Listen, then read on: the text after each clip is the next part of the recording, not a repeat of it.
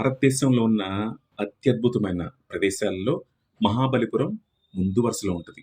మహాబలిపురంలో మనం చూడవలసిన ముఖ్యమైన 12 ప్రదేశాలను చూసేద్దాం. మహాబలిపురంలో మొట్టమొదటిగా మనం చూసేది శ్రీ నిత్య కళ్యాణ పెరుమాళ్ దేవాలయం.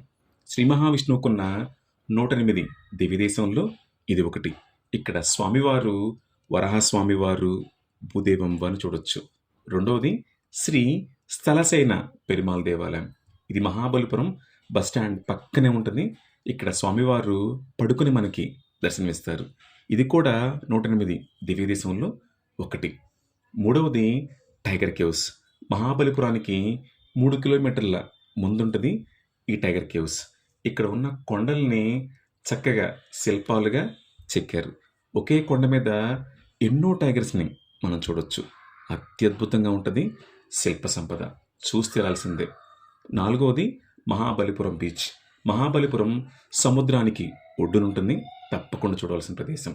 ఐదవది షోర్ టెంపుల్. దీన్నే హరిహర క్షేత్రం అని కూడా అంటారు. ఇక్కడ ఒకే దేవాలయంలో పరమేశ్వరుణ్ణి, శ్రీ మహావిష్ణువుని మనం దర్శించుకోవచ్చు. అత్యద్భుతంగా ఉంటుంది. ఆరవది పంచరథాలు. పంచపాండవులకి గుర్తుగా ఈ పంచరథాలు. పంచపాండవులు అంటే మనకి ధర్మరాజు, భీముడు, అర్జునుడు, నకుల సహదేవులు, అలాగే ద్రౌపదీదేవి. ద్రౌపదీదేవికి చిహ్నంగా ఇక్కడ చెక్కారు. ఏడవది లైట్ హౌస్. ఇక్కడి నుంచి వ్యూ అద్భుతంగా ఉంటుంది. ఎనిమిదవది మహిషాసుర మర్దిని కేవ్ టెంపుల్. ఈ టెంపుల్లో మహిషాసుర మర్దిని అంటే పార్వతీ అమ్మవారు మహిషాసురుని ఎలా వధించారు అనే అత్యద్భుతమైన కట్టడాన్ని ఒక కొండను చక్కగా శిల్పంగా చెక్కారు. అత్యద్భుతంగా ఉంటుంది. దాని పక్కనే ఉన్న 9వది అర్జున ఫినాన్స్. ఈ ప్రపంచంలోనే అత్యద్భుతమైన శిల్ప సంపద ఉంది ఇక్కడే, అర్జున ఫినాన్స్. ఇక్కడ మనం భగీరథుని, గంగని తీసుకొచ్చే ఘట్టాన్ని, అలాగే చిన్న చిన్ని ఆర్నమెంట్స్ని కూడా మనం చూడొచ్చు.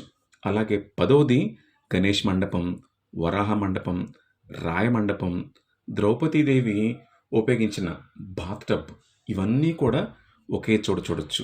అత్యద్భుతంగా ఉంటుంది. మహాబలిపురం అంటేనే శిల్ప సంపద. 11వది శ్రీకృష్ణ బటర్ బాల్. ఈ బటర్ బాల్ని అప్పట్లో ఏనుగులతో కూడా తొక్కిచ్చారంట ముందుకు తోయటం కోసం. కానీ ఎలాంటి చలనం లేదు. అత్యద్భుతమైన ప్రదేశాల్లో ఈ శ్రీకృష్ణ బటర్ బాల్ ఉంటుంది. ఇది 11వది. 12వది త్రిమూర్తి దేవాలయం. ఇక్కడ ఒకే దేవాలయంలో శ్రీ మహావిష్ణువుని, బ్రహ్మదేవుణ్ణి, పరమేశ్వరుని